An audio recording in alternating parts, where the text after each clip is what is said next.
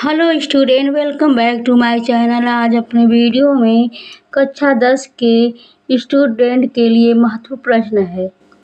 आइए प्रश्न देखते हैं। प्रश्न है, संसाधनों का वर्गीकरण करने के कौन कौन से आधार प्रचलित, सभी आधारों को बताइए। तो यहाँ संसाधनों का वर्गीकरण करने के कौन कौन से आधार पूछा है और सभी आधारों को बताने के लिए कहा है। तो यहाँ पे लिखेंगे उत्तर, संसाधनों का विभिन्न आधारों पर वर्गीकृत किया जाता है जिसका विवरण निम्नलिखित है। तो पहला हम लिखेंगे उत्पत्ति के आधार पर।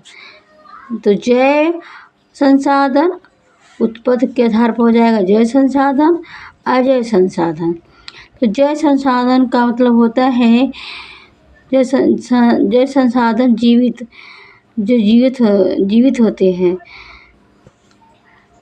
जो संसाधन मतलब होता है जो जीवित होते हैं, जैसे मनुष्य, पशुधन, वनस्पति, जीव। कोयला एवं पेट्रोलियम जैविक स्रोत हैं क्योंकि ये जीवित रूपों के क्षय से बनते हैं। तो अजैव संसाधन हम देखेंगे। अजैव संसाधन, ये संसाधन निर्जीव वस्तुओं से बनते हैं जैसे मृदा, धातुएं और चट्टानें। दूसरा देखेंगे समाप्यता के आधार पर। इसमें है नवीकरणीय और संसाधन और अनवीकरणीय संसाधन। तो नवीकरणीय संसाधन जिन्हें पुनः उत्पन्न या प्राप्त किया जाता है नवीकरणीय संसाधन कहलाते हैं, जैसे सौर, पवन, जौहरी ऊर्जा, जल ऊर्जा, वन व वन्यजीव। अनवीकरणीय संसाधन देखें तो अनवीकरणीय संसाधन जिन्हें एक बार प्रयोग करने के पश्चात पुनः प्राप्त नहीं किया जा सकता, इनको हम पुनः नहीं प्राप्त कर सकते हैं। वे अनवीकरणीय संसाधन कहलाते हैं, जैसे खनिज, जीवाश्म ईंधन, लौह अयस्क आदि। इनमें भी दो उपवर्ग होते हैं, चक्रीय और अचक्रीय। तीसरा है स्वामित्व के आधार पर। तो यह व्यक्तिगत, इसमें आ जाएगा व्यक्तिगत, सामुदायिक, राष्ट्रीय और अंतर्राष्ट्रीय। तो व्यक्तिगत वे संसाधन होते हैं जैसे बागान, जरगाह, भूमि, तालाब और कुएं आदि।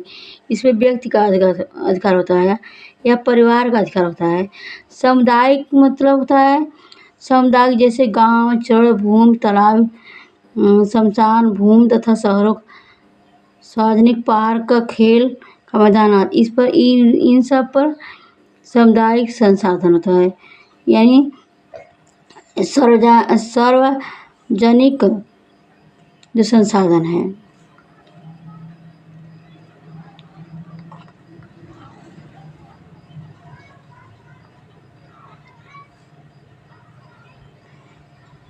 इस पर सबका अधिकार होता है।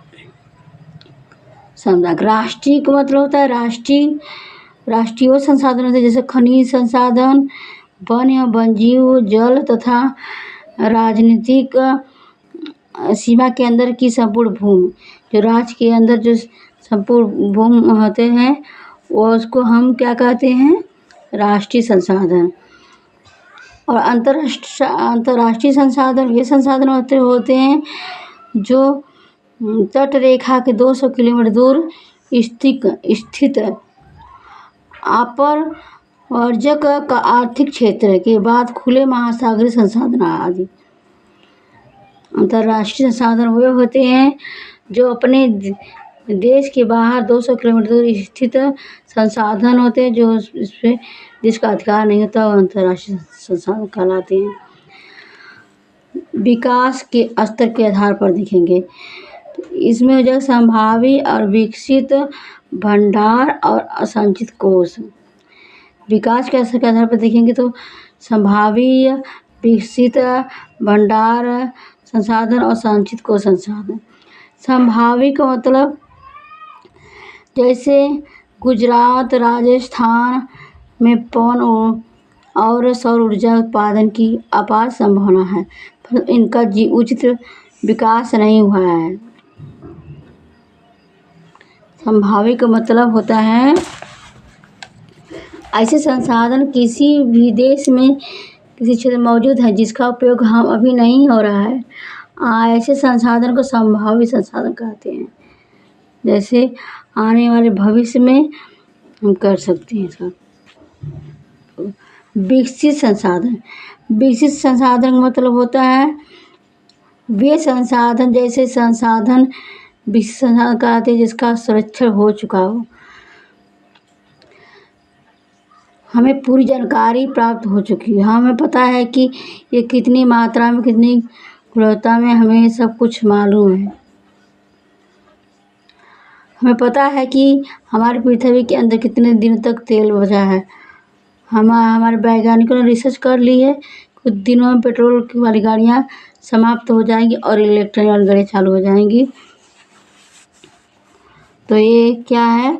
विकसित संसाधन। विकसित संसाधन वो होते हैं जैसे कोयला, पेट्रोलियम, इनका उपयोग गुणवत्ता या मात्रा निर्धारित की जा चुकी हो है।